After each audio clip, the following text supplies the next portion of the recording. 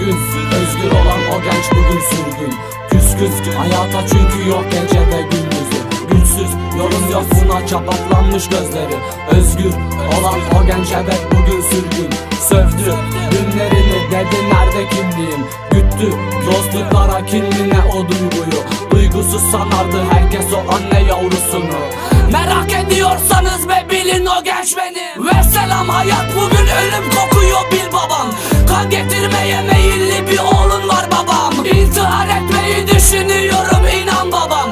İdam ettim dostlukları canında yok vicdan. Al kır lan al vur lan al bu can senindir can diyen eski dostlarım bugünlerde küfürbaz. Zor geldi zapt edemiyorum artık kendimi. Alın lan gözünüz doysun cansız olan can sizin. Yaşadığım psikoloji inan bana pis geldi laf etti. Çok gitti git dedi hey rezil. Ben rezilsem oğlum hayatımdan siktirin gidin. İnan söylediklerine meraklı değilim. Alışmıştım dıştan gelen tüm hakaretlere ben.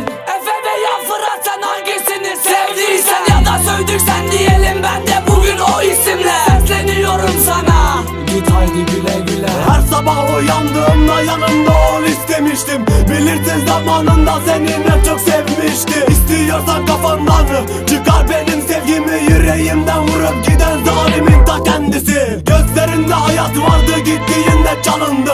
Yazdığım bu sözler ise gençliğimden alıntı.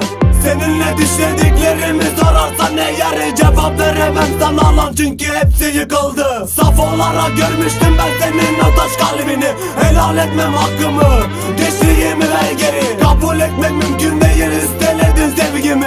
Sen yükledin yüreğime bu sevdanın zehrini. Yavaş yavaş uzaklaşıyorsun benim gözümden. Seven gider dedikleri buymuş anlıyorum ben. Kalpte sevgi yoksa eğer anlaşılır sözünden. Benden sonra sevdiğine kahpelikle övünsen. 2014 Diyarbakır çekim rekord. Efe canım rapin isyanı ve ben jiyanım.